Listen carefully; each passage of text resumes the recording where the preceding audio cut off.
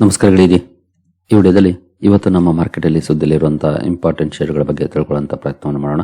ಇದರ ಜೊತೆಗೆ ಇವತ್ತಿನ ನಮ್ಮ ಮಾರ್ಕೆಟ್ ಪರ್ಫಾರ್ಮೆನ್ಸ್ ಬಗ್ಗೆ ನಮ್ಮ ಗಿಫ್ಟ್ ನಿಫ್ಟಿ ಯಾವ ಇಂಡಿಕೇಶನ್ ಕೊಡ್ತಾ ಇದೆ, ಏಷ್ಯನ್ ಮಾರ್ಕೆಟ್ಗಳು ಯಾವ ರೀತಿ ಟ್ರೇಡ್ ಆಗ್ತಿದೆ, ಪಾಸಿಟಿವ್ ಇದ್ದಾವ ನೆಗೆಟಿವ್ ಇದ್ದಾವ, ಇದ್ರ ಬಗ್ಗೆ ಕೂಡ ತಿಳ್ಕೊಳ್ಳುವಂತ ಪ್ರಯತ್ನವನ್ನು ಮಾಡೋಣ. ಆಸ್ ಯೂಶುವಲ್ ಮುಂದುವರಿಯ ಮುಂಚೆ ಡಿಸ್ಕ್ಲೇಮರ್ ಕೊಡ್ಲಿಕ್ಕೆ ಇಷ್ಟಪಡ್ತೇನೆ. ಇಲ್ಲಿ ಕವರ್ ಮಾಡ್ತಿರುವಂತ ಯಾವುದೇ ಸ್ಟಾಕ್ ಅನ್ನು ಕೂಡ ರೆಕಮೆಂಡ್ ಮಾಡ್ತಿಲ್ಲ. ನೀವು ಫರ್ದರ್ ಸ್ಟಡಿ ಮೆಡಿಟೇಷನ್ ತಗೊಳ್ಬಹುದು. ಆಸ್ ಎಜುಕೇಶನಲ್ ಪರ್ಪಸ್ ನಾನು ವಿಡಿಯೋ ನಿಮ್ಮ ಮುಂದೆ ತರ್ತಾ ಇದ್ದೀನಿ. ಹಾಗೆ ನೀವೇನಾದ್ರೂ ಇಲ್ಲಿವರೆಗೂ ನಮ್ಮ ಇನ್ಸ್ಟಾಗ್ರಾಮ್ ಹಾಗೂ ಫೇಸ್ಬುಕ್ ಅಕೌಂಟ್ ಗಳನ್ನು ಫಾಲೋ ಮಾಡ್ತಿಲ್ಲ ಅಂದ್ರೆ ಎರಡರ ಲಿಂಕ್ ಡಿಸ್ಕ್ರಿಪ್ಷನ್ ಅಲ್ಲಿ ಇರುತ್ತೆ, ಎರಡನ್ನು ಸಹ ಫಾಲೋ ಮಾಡಬಹುದು. ಅಲ್ಲೂ ಕೂಡ ಒಂದಷ್ಟು ಅಪ್ಡೇಟ್ ಗಳನ್ನ ಕೊಡ್ತಾ ಇರ್ತೀವಿ. ಇನ್ನು ಮೊದಲಿಗೆ ಅಮೆರಿಕನ್ ಮಾರ್ಕೆಟ್ ನ ಪರ್ಫಾರ್ಮೆನ್ಸ್ ಅನ್ನು ನಾವು ನೋಡಿದ್ರೆ ಡೌ ಜೋನ್ಸ್ ಅಲ್ಲಿ ನೋಡಬಹುದು 0.018% ಅಥವಾ 9 ಪಾಯಿಂಟ್ಸ್ ಪಾಸಿಟಿವ್ ಪರ್ಫಾರ್ಮೆನ್ಸ್ ಇದೆ, ಅಂದ್ರೆ ಫ್ಲಾಟ್ ಪರ್ಫಾರ್ಮೆನ್ಸ್ ಇದೆ. ರಾತ್ರಿ ನೋಡಿದಾಗ ಸ್ವಲ್ಪ ಮಟ್ಟಿಗೆ ಪಾಸಿಟಿವ್ ಅಲ್ಲಿ ಟ್ರೇಡ್ ಆಗ್ತಾ ಇತ್ತು, ಅಂದ್ರೆ ಅರೌಂಡ್ ಈ ಲೆವೆಲ್ ಇತ್ತು. ನಾವು ವಿಡಿಯೋದಲ್ಲಿ ನೋಡಿದಾಗ ಗ್ಯಾಪ್ ಡೌನ್ ಅಲ್ಲಿ ಓಪನ್ ಆಯ್ತು, ನಂತರ ಒಳ್ಳೆ ರಿಕವರ್ ಆಗಿ ಈ ಲೆವೆಲ್ ಇತ್ತು. ಆಗ ಆನಂತರ ಕೂಡ ಅಂತ ಬಿಗ್ ಚೇಂಜಸ್ ಆಗಿಲ್ಲ, ಮತ್ತೆ ನೆಗೆಟಿವ್ ಆಗಿದೆ, ಬಟ್ ಸ್ಟಿಲ್ ಮತ್ತೆ ರಿಕವರಿ ಮಾಡಿ ಫ್ಲಾಟ್ ಆಗಿ ಅಥವಾ ಜಸ್ಟ್ 9 ಪಾಯಿಂಟ್ಸ್ ಅಪ್ ಅಲ್ಲಿ ಡೌ ಜೋನ್ಸ್ ಕ್ಲೋಸಿಂಗ್ ಅನ್ನ ಕೊಟ್ಟಿದೆ. ಇನ್ನು ನಾಸ್ಡಾಕ್ ಕಡೆ ಬಂದ್ರೆ ಇಲ್ಲಿ 0.9% ಅಥವಾ 233 ಪಾಯಿಂಟ್ಸ್ ಪಾಸಿಟಿವ್ ಪರ್ಫಾರ್ಮೆನ್ಸ್ ನೋಡ್ಲಿಕ್ಕೆ ಸಿಕ್ಕಿದೆ. ಇದರಲ್ಲಿ ಬೆಟರ್ ಪರ್ಫಾರ್ಮೆನ್ಸ್ ನಾಸ್ಡಾಕ್ ಅಲ್ಲಿ ನೋಡ್ಲಿಕ್ಕೆ ಸಿಕ್ಕಿದೆ. ನಿನ್ನೆ ಅಮೆರಿಕದ ಇನ್ಫ್ಲೇಷನ್ ಡೇಟಾ ರಿಲೀಸ್ ಆಗಿತ್ತು, ಚೆನ್ನಾಗಿತ್ತು, ಅಂಡರ್ ಕಂಟ್ರೋಲ್ ಇತ್ತು. ಹಾಗಾಗಿ ಒಳ್ಳೆ ಪರ್ಫಾರ್ಮೆನ್ಸ್ ಅಥವಾ ಒಳ್ಳೆ ರಿಯಾಕ್ಷನ್ ಬರ್ಬೋದೇನೋ ಅನ್ನೋಂತ ಹೋಪ್ಸ್ ಇತ್ತು. ಬಟ್ ಅಂತ ಗ್ರೇಟ್ ಪರ್ಫಾರ್ಮೆನ್ಸ್ ಡೌ ಜೋನ್ಸ್ ಅಲ್ಲಿ ಬರಲಿಲ್ಲ. ಬಟ್ ನಾಸ್ಡಾಕ್ ಅಲ್ಲಂತೂ ಒಳ್ಳೆ ಪರ್ಫಾರ್ಮೆನ್ಸ್ ಇದೆ, ನಿಯರ್ಲಿ 1% ಅಪ್ ಅಲ್ಲಿ ಕ್ಲೋಸಿಂಗ್ ಅನ್ನ ಕೊಟ್ಟಿದೆ. ಇನ್ನು ನಮ್ಮ ಮಾರ್ಕೆಟ್ ನ FIS DIS ಡೇಟಾ ಕಡೆ ಬಂದ್ರೆ ನಿನ್ನೆ FIS 739 ಕೋಟಿ ನೆಟ್ ಸೆಲ್ಲಿಂಗ್ ಅನ್ನ ಮಾಡಿದರೆ, DIS 2927 ಕೋಟಿ ನೆಟ್ ಬೈಯಿಂಗ್ ಅನ್ನ ಮಾಡಿದ್ದಾರೆ. ಕಳೆದ 2 ಸೆಷನ್ಸ್ ಅಲ್ಲಿ ನೆಟ್ ಸೆಲ್ಲರ್ಸ್ ಆಗಿದ್ದಾರೆ FIS. ನೋಡೋಣ ಇವತ್ತು ಯಾವ ರೀತಿ ಇರುತ್ತೆ ಅವ್ರ ಕಡೆಯಿಂದ ರೆಸ್ಪಾನ್ಸ್ ಅಂತ. ಇನ್ನು ಮಿಡ್ಲ್ ಈಸ್ಟ್ ಗೆ ಸಂಬಂಧಪಟ್ಟಂತಹ ಸುದ್ದಿಗಳನ್ನು ನೋಡಿದ್ರೆ US launches new Iran strikes reimposes naval blockade. Iran ನ ಮೇಲೆ ಏನೋ ಅಟ್ಯಾಕ್ ಮುಂದುವರಿತಾ ಇದೆ, ಜೊತೆಗೆ ನವಲ್ ಬ್ಲಾಕೇಡ್ ಅನ್ನು ಕೂಡ ಅಮೆರಿಕ ಮಾಡ್ತಾ ಇದೆ. ಅಂದ್ರೆ ಇರಾನ್ ಇಂದ ಯಾವುದೇ ಶಿಪ್ ಗಳು ಮೂವ್ ಆಗದೆ ಇರೋ ರೀತಿಯಲ್ಲಿ ಏನು ಈ ಮುಂಚೆ ಮಾಡಿತ್ತು ನವಲ್ ಬ್ಲಾಕೇಡ್ ಅನ್ನ, ಅದೇ ರೀತಿ ಬ್ಲಾಕೇಡ್ ಅನ್ನ ಮತ್ತೆ ಸ್ಟಾರ್ಟ್ ಮಾಡಿದೆ. ಇರಾನ್ ಕೂಡ ಹಲವು ಕಡೆ ಅಟ್ಯಾಕ್ಸ್ ಅನ್ನ ಮಾಡಿದೆ. ಒಟ್ಟಿನಲ್ಲಿ ಮತ್ತೆ ಮಿಡ್ಲ್ ಈಸ್ಟ್ ಉದ್ವಿಗ್ನ ಆಗಿದೆ. ಇನ್ನು ಡೊನಾಲ್ಡ್ ಟ್ರಂಪ್ ಅವರು ಮೊನ್ನೆ ಒಂದು ಅನೌನ್ಸ್ಮೆಂಟ್ ಅನ್ನ ಮಾಡಿದ್ರು, ಇರಾನ್ ಏನ್ ಹಾಕೋದು ಟೋಲ್ ನಾವೇ 20% ಚಾರ್ಜ್ ಮಾಡ್ತೀವಿ ಅಂತ. ಅದೇ ಕಾರಣಕ್ಕೆ ನೆನ್ನೆ ಮಾರ್ಕೆಟ್ ಅಲ್ಲೂ ಕೂಡ ನೆಗೆಟಿವ್ ರಿಯಾಕ್ಷನ್ ಬಂತು. ಬಟ್ ಈಗ ನೋಡಬಹುದು Trump withdraws 20% Hormuz cargo fee plan announces full blockade on Iranian shipping. ಅದನ್ನ ವಿತ್ಡ್ರಾ ಮಾಡ್ಕೊಂಡಿದ್ದಾರೆ, ಅಂದ್ರೆ 20% ಹಾಕಲ್ಲ ಅಂತ. ಜೊತೆಗೆ ನಾವು ಅಷ್ಟೇ ಅಲ್ಲ, ಬೇರೆ ಯಾರು ಕೂಡ ಹಾಕಕ್ ಆಗಲ್ಲ ಅನ್ನುವಂತ ಸ್ಟೇಟ್ಮೆಂಟ್ ಅನ್ನು ಕೂಡ ಕೊಟ್ಟಿದ್ದಾರೆ. ಇದು ಗೊತ್ತಿದ್ದೆ, ಯಾಕಂದ್ರೆ ಇಂಟರ್ನ್ಯಾಷನಲ್ ಮಾರಿಟೈಮ್ ಲಾ ಪ್ರಕಾರ ಯಾರು ಕೂಡ ಆ ರೀತಿ ಚಾರ್ಜಸ್ ಅನ್ನ ಮಾಡಕ್ ಆಗೋದಿಲ್ಲ. ಬಟ್ ಇರಾನ್ ಪದೇ ಪದೇ ಅದನ್ನ ಹೇಳ್ತಾನೆ ಇದೆ. ಮೇ ಬಿ ಅದು ಸಾಧ್ಯ ಆಗಲ್ಲ ಅನ್ಕೊಳ್ತೀವಿ, ಬಟ್ ಡಿಸ್ರಪ್ಷನ್ ಅಂತೂ ಮಾಡ್ತಾ ಇರುತ್ತೆ. ಈಗ ಡೊನಾಲ್ಡ್ ಟ್ರಂಪ್ ಕೂಡ ಅದರಿಂದ ಹಿಂದೆ ಸರಿದಿದ್ದಾರೆ, ಜೊತೆಗೆ ಇರಾನ್ ನ ಬ್ಲಾಕೇಡ್ ಕೂಡ ಮಾಡಿದ್ದಾರೆ. ನೋಡೋಣ ಇನ್ನು ಯಾವ ರೀತಿ ಡೆವಲಪ್ಮೆಂಟ್ಸ್ ಆಗುತ್ತೆ ಅಂತ. ಇನ್ನು ಕ್ರೂಡ್ ಅಲ್ಲಿ ಯಾವ ರೀತಿ ಪರ್ಫಾರ್ಮೆನ್ಸ್ ಇದೆ, ಈ ಎಲ್ಲ ಸುದ್ದಿಗಳು ಬಂದ ಮೇಲೆ ಅಂತ ನೋಡಿದ್ರೆ 85-86 ರೇಂಜ್ ಅಲ್ಲಿ ಇದೆ. ಆಲ್ಮೋಸ್ಟ್ 87 ಕೂಡ ಕ್ರಾಸ್ ಆಗಿತ್ತು ನಿನ್ನೆ, ಮತ್ತೆ ಈಗ 85 ಅಲ್ಲಿ ಇದೆ. 1% ಅಪ್ ಅಲ್ಲಿ ಟ್ರೇಡ್ ಆಗ್ತಿದೆ ಆಸ್ ಆಫ್ ನೌ ಟುಡೇ ಕೂಡ. ನೋಡೋಣ ಮುಂದುವರೆದು ಯಾವ ರೀತಿ ಪರ್ಫಾರ್ಮೆನ್ಸ್ ಇರುತ್ತೆ ಅಂತ. ಏನು ಅಮೆರಿಕದಿಂದ ರಷ್ಯಾದ ಸ್ಯಾಂಕ್ಷನ್ ಗೆ ಸಂಬಂಧಪಟ್ಟಂತೆ ಕೆಲವೊಂದು ಸುದ್ದಿಗಳು ಬರ್ತಾ ಇದಾವೆ. ನೋಡಬಹುದು, US eases Russia sanctions bill cuts tariff threat on India and China from 500 to 100%. ಅಂದ್ರೆ ರಷ್ಯಾದಿಂದ ಯಾರಾದ್ರೂ ಆಯಿಲ್ ಅನ್ನ ಪರ್ಚೇಸ್ ಮಾಡ್ತಾರೆ, ಕ್ರೂಡ್ ಪರ್ಚೇಸ್ ಮಾಡ್ತಾರೆ ಅಂದ್ರೆ ಅವ್ರ ಮೇಲೆ 500% ವರೆಗೂ ಟ್ಯಾರಿಫ್ ಹಾಕ್ಬೇಕಾಗುತ್ತೆ ಅಂತ ಈ ಹಿಂದೆ ಹೇಳಿತ್ತು. ಅದರಲ್ಲಿ ಈಗ ಒಂದಷ್ಟು ಕಟ್ ಮಾಡಿದ್ದಾರೆ, ಅಂದ್ರೆ ಅಪ್ ಟು 100% ವರೆಗೂ ಟ್ಯಾರಿಫ್ ಹಾಕೋದಕ್ಕೆ ಅವಕಾಶ ಇರುತ್ತೆ ಅಂತ. ಅದರಲ್ಲಿ ಮೇಜರ್ ಆಗಿ ಬರೋದೇ ಇಂಡಿಯಾ, ಚೈನಾ, ಇವರೇ ರಷ್ಯಾದಿಂದ ಜಾಸ್ತಿ ಪರ್ಚೇಸ್ ಮಾಡ್ತಾ ಇರೋದು. ಹಾಗಾಗಿ ಇದನ್ನ ಕಟ್ ಮಾಡಿದ್ದಾರೆ, ಅಂದ್ರೆ ಸ್ಯಾಂಕ್ಷನ್ಸ್ ಅಲ್ಲಿ ಒಂದಷ್ಟು ಬದಲಾವಣೆಗಳನ್ನ ಮಾಡಿದ್ದಾರೆ, ಈಸ್ ಮಾಡಿದ್ದಾರೆ. ಅಂದ್ರೆ ರಷ್ಯಾ ಇದು ಒಳ್ಳೆಯ ಬೆಳವಣಿಗೆನೆ. ಈಗ ಟ್ಯಾರಿಫ್ ಅನ್ನ ಹಾಕ್ತಾರೋ ಬಿಡ್ತಾರೋ ಬೇರೆ, ಬಟ್ ಅಪ್ ಟು 500% ಇದ್ದು ಅಪ್ ಟು 100% ಹಾಕ್ಬೋದು ಅಂತ ಮಾಡಿದ್ದಾರೆ. ಈಗ ಇನ್ನು ಇಂಡಿಯಾ UK FTA ಬಗ್ಗೆ ಸುದ್ದಿಗಳನ್ನ ನಾವು ನೋಡಿದ್ವಿ. ರಾತ್ರಿ ವಿಡಿಯೋದಲ್ಲೂ ಕೂಡ ಒಂದಷ್ಟು ಅಪ್ಡೇಟ್ ಅನ್ನ ಕೊಟ್ಟಿದ್ದೆ. 2030 $100 ಬಿಲಿಯನ್ ಬೂಸ್ಟ್ ಕೊಡಬಹುದು ಈ ಫ್ರೀ ಟ್ರೇಡ್ ಅಗ್ರಿಮೆಂಟ್ ಅಂತ ಹೇಳಲಾಗ್ತಿದೆ. ಜೊತೆಗೆ ಇದರಲ್ಲಿ engineering, textile among biggest beneficiary, ಈ 2 ಸೆಕ್ಟರ್ಸ್ಗೆ ತುಂಬಾ ಲಾಭ ಆಗ್ಬಹುದು ಅನ್ನುವಂತ ಎಸ್ಟಿಮೇಟ್ ಅನ್ನು ಕೂಡ ಮಾಡ್ತಿದ್ದಾರೆ. ಇನ್ನು ಈಕ್ವಿಟಿ ಮ್ಯೂಚುವಲ್ ಫಂಡ್ ವಿಚಾರಕ್ಕೆ ಬಂದ್ರೆ ಕಂಪನಿಗಳ ಹತ್ರ ಏನು ಕ್ಯಾಶ್ ಇರ್ತಾ ಇತ್ತು, ಕ್ಯಾಶ್ ಲೆವೆಲ್ಸ್ 19 ತಿಂಗಳ ಲೋಗೆ ತಲುಪಿದೆ. ಅಂದ್ರೆ 1.5 ವರ್ಷದಲ್ಲಿ ಅತಿ ಕಡಿಮೆ ಕ್ಯಾಶ್ ಅನ್ನ ಕಂಪನಿಗಳು ಇಟ್ಕೊಂಡಿದ್ದಾವೆ. ಅಂದ್ರೆ ಇದು ರೈಟ್ ಟೈಮ್ ಅಂತ ಎಲ್ಲಾನು ಮಾರ್ಕೆಟ್ ಗೆ ಸುರಿದು ಬಿಟ್ಟಿದ್ದಾವೆ ಅಂತಾನೆ ಹೇಳ್ಬೋದು ಮ್ಯೂಚುವಲ್ ಫಂಡ್ ಕಂಪನೀಸ್. ಆದ್ರೆ ಅವ್ರ ಹತ್ರ ಮಿನಿಮಮ್ ಎಷ್ಟು ಕ್ಯಾಶ್ ಇರಬೇಕು ಅಂತ ರೂಲ್ಸ್ ಇದೆ, ಅದನ್ನ ಇಟ್ಕೊಂಡಿರ್ತಾರೆ. ಅದನ್ನ ಹೊರತುಪಡಿಸಿ ಎಕ್ಸ್ಟ್ರಾ ಏನ್ ಇಟ್ಕೊಳ್ತಾರೆ ಕೆಲವು ಸಲ ಮಾರ್ಕೆಟ್ ಹೈ ವ್ಯಾಲ್ಯೂಯೇಷನ್ ಅಲ್ಲಿ ಇದ್ದಾಗ ಆ ರೀತಿ ಇಟ್ಕೊಳ್ತಾರೆ. ಬಟ್ ಈಗೇನಂತಹ ಕಂಡೀಷನ್ ಇಲ್ಲ, ಹಾಗಾಗಿ ಎಲ್ಲಾನು ಇನ್ವೆಸ್ಟೆಡ್ ಆಗಿದ್ದಾರೆ.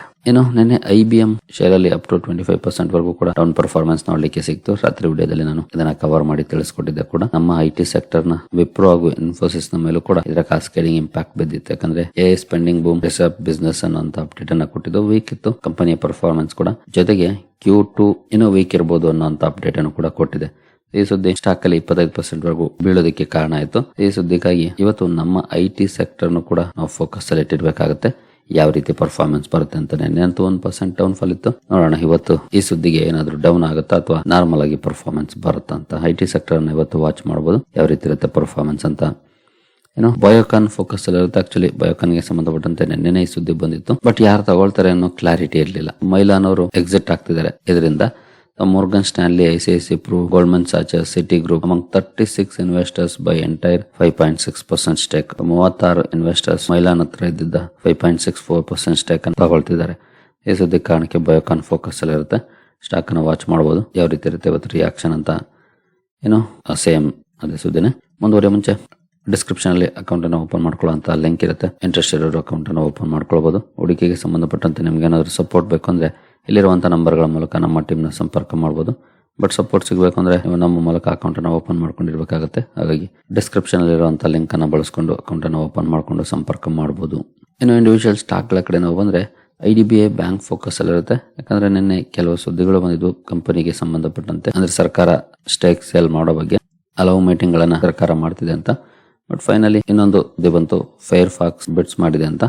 ಬಟ್ ಇದಕ್ಕೆ ಕಂಪನಿ ಕ್ಲಾರಿಫಿಕೇಶನ್ ಕೊಟ್ಟಿದೆ. ನಮಗೆ ಇನ್ನು ಅದಕ್ಕೆ ಸಂಬಂಧಪಟ್ಟಂತೆ ಕನ್ಫರ್ಮೇಶನ್ ಬಂದಿಲ್ಲ ಸರ್ಕಾರದಿಂದ ಅನ್ನುವಂತ ಅಪ್ಡೇಟ್ ಅನ್ನು ಕೊಟ್ಟಿದೆ. ಈ ಸುದ್ದಿ ಕಾರಣಕ್ಕೆ IDBI ಫೋಕಸ್ ಅಲ್ಲಿ ಇರುತ್ತೆ. ಸ್ಟಾಕ್ ಅನ್ನ ವಾಚ್ ಮಾಡಬಹುದು. ಡೆಲಿವರಿ ಕೂಡ ಫೋಕಸ್ ಅಲ್ಲಿ ಇರುತ್ತೆ. ಕಾರಣ ಕಂಪನಿಗೆ ಟೈಪ್ 2 NBFC ಲೈಸೆನ್ಸ್ ಸಿಕ್ಕಿದೆ RBI ಇಂದ. ನೋಡಬಹುದು, delivery shares in focus as arms receives RBI approval for NBFC license all unit.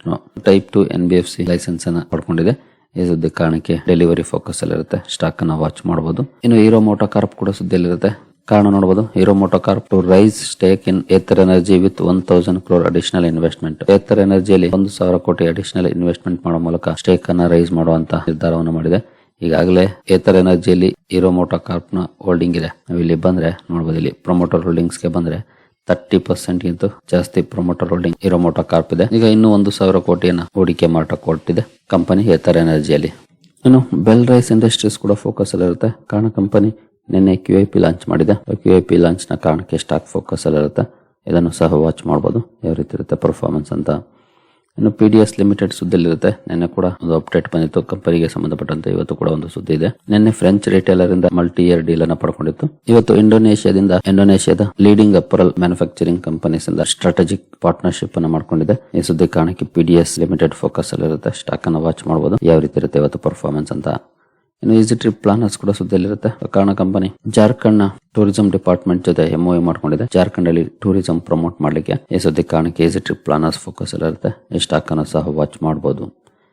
ಐವಲ್ chemicals and pharma ಕೂಡ ಫೋಕಸ್ ಅಲ್ಲಿ ಇರುತ್ತೆ. ಕಾರಣ ಕಂಪನಿಯ API ಗೆ ಚೈನಾದ national medical products administration approval ಅನ್ನು ಕೊಟ್ಟಿದೆ. ಈ ಅಪ್ರೂವಲ್ ಕಾರಣಕ್ಕೆ ಸ್ಟಾಕ್ ಫೋಕಸ್ ಅಲ್ಲಿ ಇರುತ್ತೆ. IOLCP ಅನ್ನು ಕೂಡ ವಾಚ್ ಮಾಡಬಹುದು.